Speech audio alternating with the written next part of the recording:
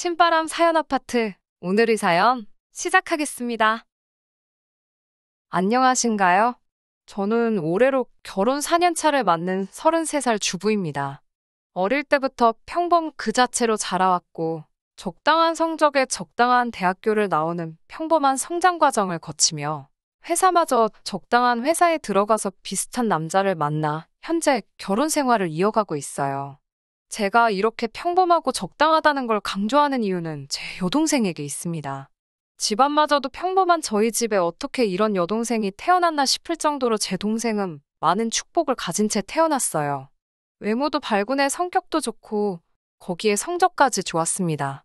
친정 부모님께서 저를 차별하면서 키우시지는 않았지만 아무래도 배우기만 하면 항상 뭐든지 잘 해내는 여동생에 비하면 저는 정말 평범한 사람 그 자체였어요. 그래도 감사한 건 친정 부모님께서는 이런 동생과 평범한 저에게 항상 같은 기회를 주셨다는 겁니다. 제 동생은 그 중에서도 예술 쪽에 특출난 재능을 보여줬고, 대학교에 들어감과 동시에 유럽에 있는 유명한 미대로 유학을 떠나게 되었습니다. 동생의 유학비를 감당할 만큼 집안 형편이 넉넉한 편은 아니었지만, 제 동생의 특출난 재능과 노력 덕분에 장학금을 지원받으며 다닐 수 있었기 때문에 어느 정도의 생활비를 제외하고 그렇게 큰 돈이 들지 않았어요. 학교를 졸업하고 나서도 동생은 계속 유럽에 머물며 직장 생활을 하게 되었고, 저는 한국에서 회사를 다니며 미래를 준비하고 있었어요. 동생이 뭐든지 잘 해내는 모습에 제가 기죽기라도 할까봐 항상 저에게 따뜻한 말을 건네주셨고, 그 덕분에 저도 동생보다 뭐 하나 두각을 나타낸 것 하나 없지만 열등감 느끼지 않고 사이좋게 지낼 수 있었어요. 하지만 남편이 저와 제 동생을 비교하기 시작하면서 조금씩 제 안에 동생에 대한 질투가 자라나게 되었습니다. 결혼 전에는 세상에서 제가 가장 최고라고 제 편만 들어줬던 남편이 변해버리고 만 것이에요. 현재 남편은 제가 회사를 다니고 1년 차가 넘어갔을 때 만났습니다. 평범한 제 인생의 백마탄 왕자님이 나타나 줄 거란 기대는 없었지만 항상 저를 배려해주고 제 자존감을 북돋아주는 이 사람이 참 좋았습니다. 그래서 결혼까지 결심하게 된 것이고요. 평범한 인생을 살아온 저보다 살짝 떨어지는 학력과 회사에 다니던 사람이지만 그런 건 아무래도 좋았어요. 결혼 후에도 그 모습이 하루아침에 변한 게 아니었거든요. 남편이 변하기 시작한 건 코로나로 인해 동생이 유럽에서 더 이상 머물 수 없는 상황이 되고 말았고, 그로 인해 한국으로 귀국하게 되면서 시작되게 되었습니다. 제 결혼식 당시에 동생은 그쪽의 일로 굉장히 바쁜 상황이었기 때문에 참석할 수 없었습니다. 동생은 저에게도 저희 부모님처럼 큰 자랑거리였기 때문에 당시 연애 중이던 남편에게도 수도 없이 자랑을 해왔어요. 동생의 SNS를 보여주며 제 동생이 능력이 있는 것부터 연예인 뺨치게 예쁜 것까지 자랑을 했었습니다. 남편은 동생이 사진빨인 것 같다며 제가 더 예쁘다고 항상 대답을 해줬고, 항상 동생의 뒷모습만을 바라보던 저에게 참 용기를 주던 사람이었어요. 그런데 동생이 귀국 후 남편이 동생을 처음으로 만나게 되면서 남편의 저에 대한 태도가 조금씩 변하기 시작했습니다. 제 동생은 자기가 그리는 그림만큼 참 예쁜 사람이었고, 그동안 사진만 보면서 제가 더 이쁘다 해주던 남편도 동생을 실제로 처음 만난 자리에서만큼은 제가 더 예쁘단 말을 할 수가 없었을 거예요. 그걸로 기분이 나쁘다거나 하지 않았습니다. 말씀드렸다시피 동생은 저한테도 그만큼 큰 의미였으니까요. 남편이 아무 말만 하지 않았어도 아무 일도 없었을 텐데, 남편은 동생을 처음 만나고 돌아오는 길에 제 동생에 대한 외모 칭찬을 입이 마르지 않도록 하기 시작한 거예요. 자기 동생 진짜 예쁘다. 공부 안 했어도 연예인을 해도 됐겠는데? 라던지, 그동안 사진으로만 보고 실물을 처음 보는데 정말 실물을 영접했다고 해도 될 만큼 예쁘더라 하면서 제 동생에 대한 첫인상의 감격이라도 한 듯이 말을 했어요. 그때만 해도 저도 동생을 참 아끼고 자랑스러워하던 언니였으니 남편의 이런 반응에 거부감이 들거나 기분이 나쁜 적은 한 번도 없습니다. 오히려 제 가족, 제 동생을 정말 거짓 하나 느껴지지 않게 진심을 다해 칭찬해주고 있으니 기분이 좋기까지 했어요. 내가 말하지 않았냐, 동생은 내 자랑거리나 마찬가지다 몇 번을 반복하며 남편의 말에 맞장구도 쳐주고 있었습니다. 그런데 남편은 거기서 끝나지 않고 처음에는 저와 제 동생의 외모를 가지고 비교를 하기 시작했어요. 모처럼의 주말이었지만 남편은 본인의 실수로 인해 생긴 회사 일 때문에 혼자서 쉬는 날에 출근을 해야 했고, 그래서 저는 그날 밀린 청소며 집안일 좀 해놓을 계획으로 집에 있었습니다. 이유야 어떻게 되었든 간에 주말에도 그렇게 출근해야 하는 남편을 위해 남편이 좋아하는 음식도 준비해가며 퇴근하는 남편을 기다리고 있었어요. 회사에서 안 좋은 일이 있던 건지 남편은 기분이 엄청 나빠져가지고는 퇴근을 했습니다. 음식 준비를 하다 말고 퇴근한 남편을 맞이했는데 저를 보자마자 다짜고짜 저한테 화풀이를 시작하더라고요. 그날 집에서 밀린 집안이라는데 신경을 쓴 나머지 아침부터 대충 씻고 하루 종일 정신이 없었거든요. 그런 제 모습을 보고 너는 하루 종일 씻지도 않았냐. 여자가 꾸미고 있을 줄도 알아야지 아무리 집에만 있었다고 해도 모양 빠지게 그게 뭐냐면서 제 모습을 보고 그걸 걸고 넘어지기 시작했어요. 급기야 제 동생을 들먹이기 시작하면서 네 동생은 집에서 이러고 있어도 예쁘겠지? 하면서 저 말고 제 동생이랑 결혼을 했었어야 한다고 어이가 없는 말을 하더라고요. 고생 많이 했다고 맛있는 거 해주려고 불 앞에서 땀을 뻘뻘 흘리던 제가 다 바보 같다는 생각이 들더라고요. 저도 열이 확 받아서 내 동생이 미쳤다고 너 같은 놈을 만나겠냐고, 나랑 결혼을 안 했어도 그럴 일은 절대 없을 테니 아직도 잠이 덜 깼으면 빨리 꿈 깨라고 한마디 해줬습니다. 남편은 딱히 제 말에 반박도 못하고 열만 잔뜩 올라서는 문을 부서져라 닫아버리고 방에 들어가 나오지도 않더군요. 다음날 아침에 남편이 제게 사과를 하긴 했어요. 자기 실수로 회사에 출근하게 된 건데 회사에 나가서도 일이 해결될 것 같지는 않고 회사에 있는 내내 직장 상사들한테 전화로 욕을 엄청나게 먹었다고, 그래서 너무 화가 나고 짜증이 난 상태였는데 자기 감정 컨트롤 못하고 저한테 풀었다고 정말 미안하다고 하면서요. 남편한테는 아무리 짜증나고 열받는 일이 있어도 동생 이야기까지 끄집어내면서 저한테 화풀이하는 일은 없도록 해달라고 못을 박았습니다.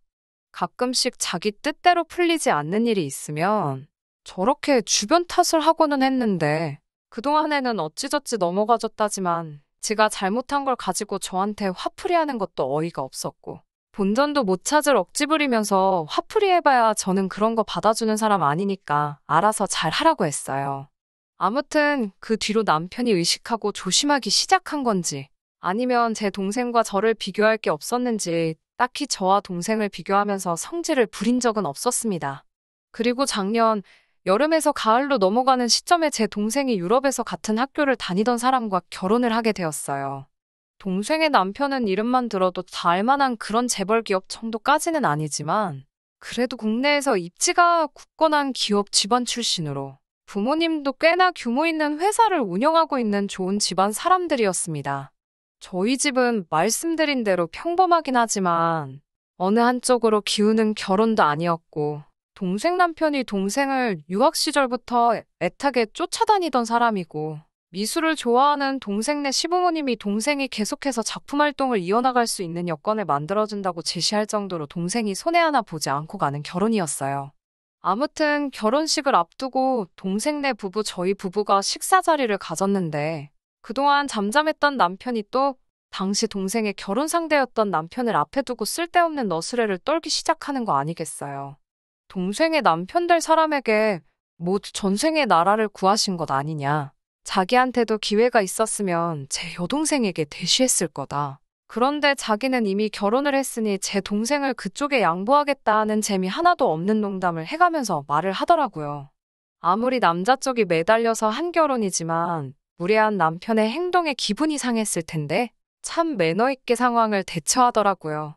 제 동생도 속으로는 기분이 나빴을 테지만 아무래도 제 남편이니 내색하지 않고 별 사건 사고 없이 그날 식사 자리는 마무리되었어요. 오히려 제가 집에 돌아오는 길에 사람 쪽팔리게 제발 어디 가서 그러지 좀 말라고, 그런 행동이 가당키나 하냐고 남편을 타일렀습니다. 남편은 별로 신경이라도 쓰지 않는 듯 계속해서 동생이 아깝다 뭐 이런 말이나 하고 있었어요. 왜 저러는가 싶을 정도로 까불거리니까 정말 속으로 한 대 때려주고 싶었습니다. 언젠가는 이런 일도 있었어요.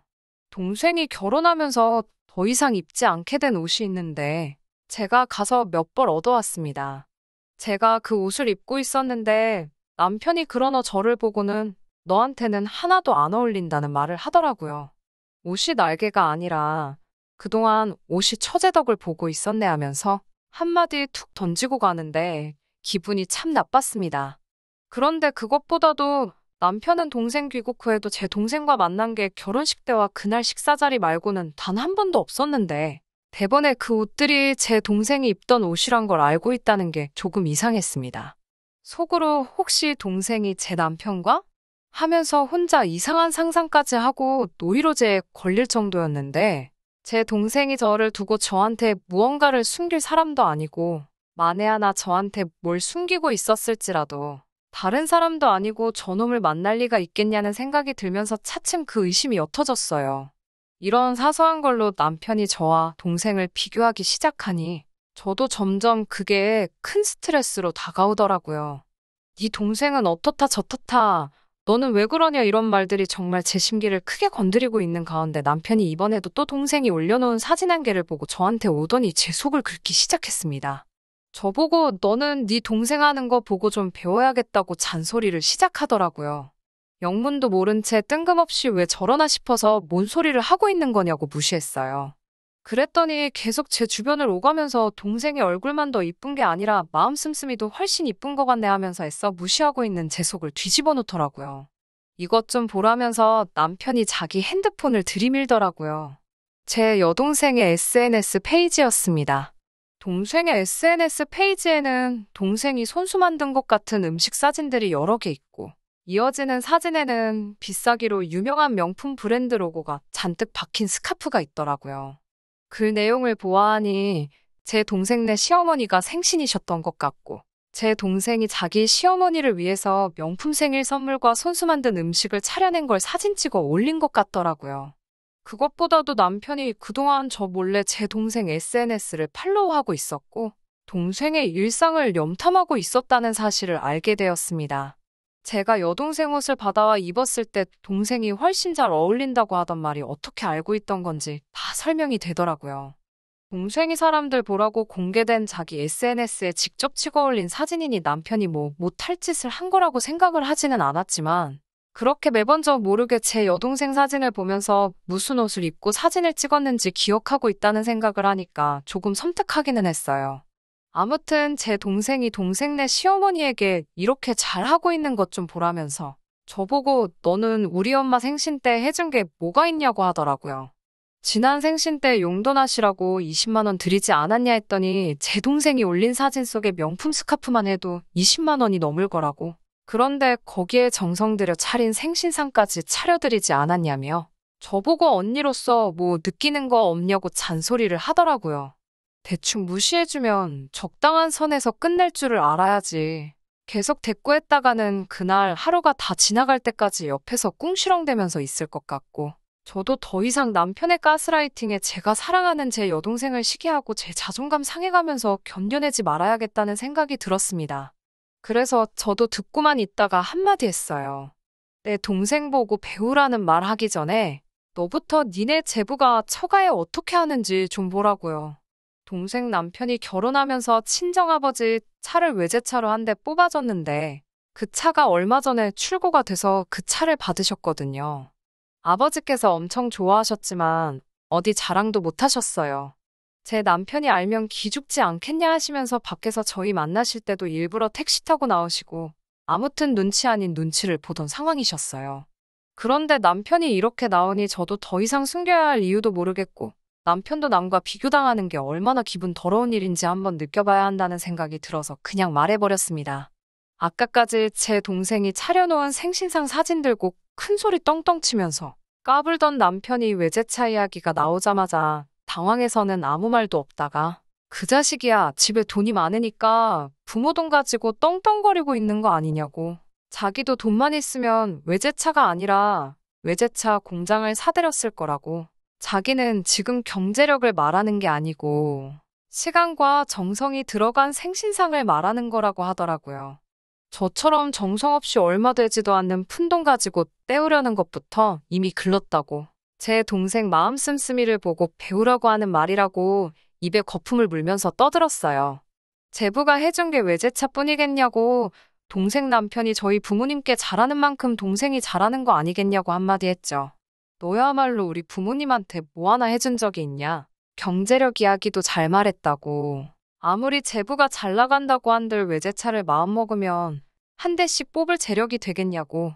아무리 못해도 1년치 월급은 다 털어야 할 텐데 너는 한 달치 월급만큼의 선물이라도 한 번 해드린 적이 있냐고 따졌습니다.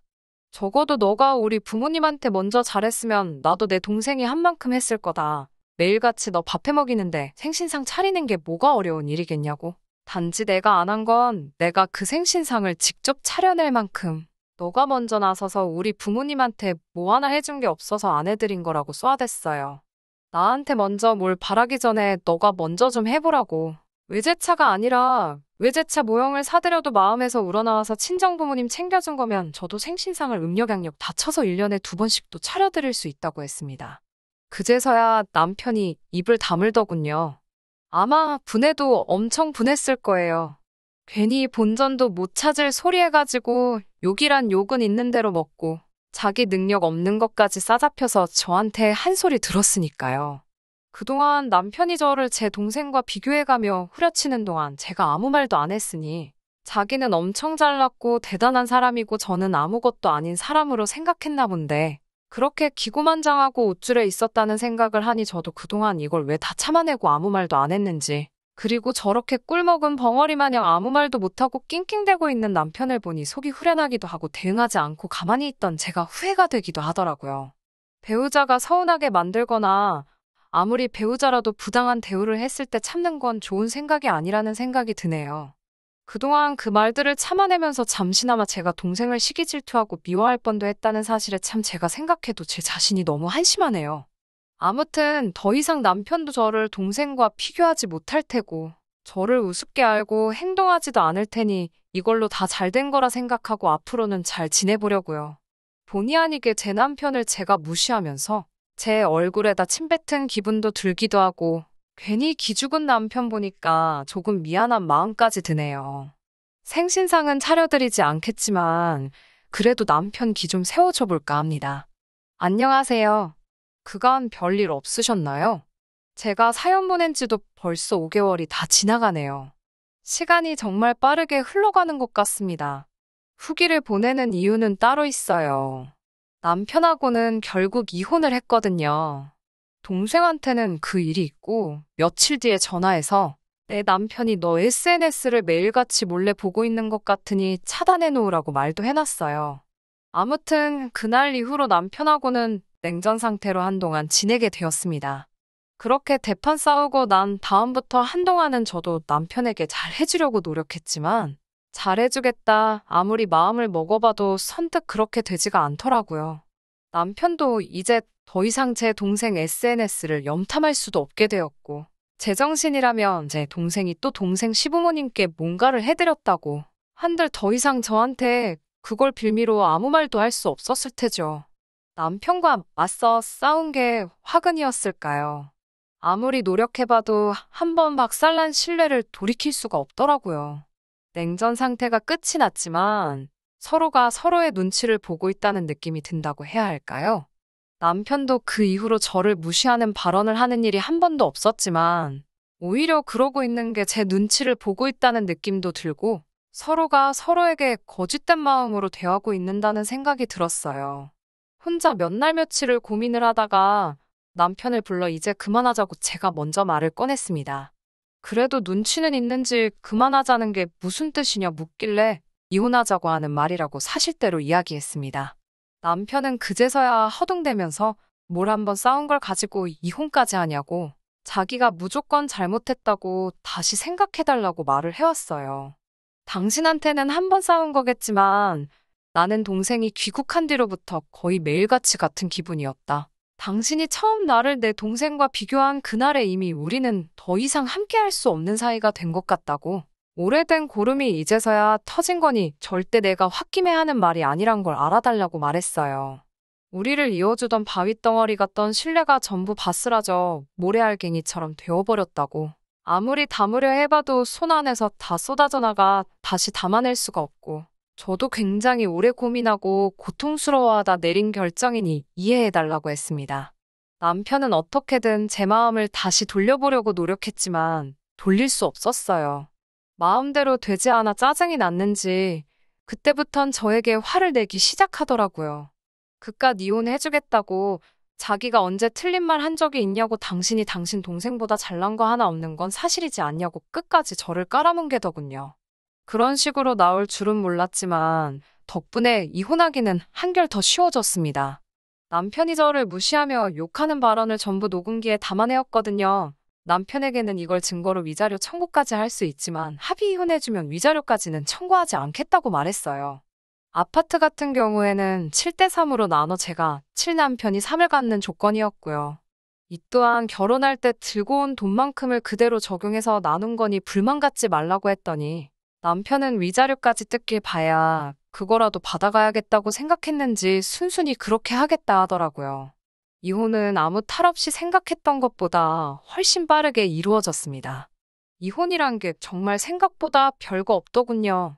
아무튼 제가 이렇게 후기까지 보내게 된 이유는 얼마 전에 벌어진 일 때문인데요.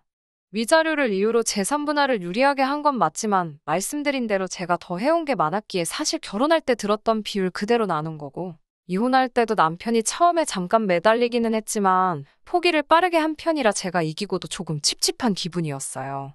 그런데 정말 의외의 곳에서 남편의 최근 소식을 전해 듣게 되었네요.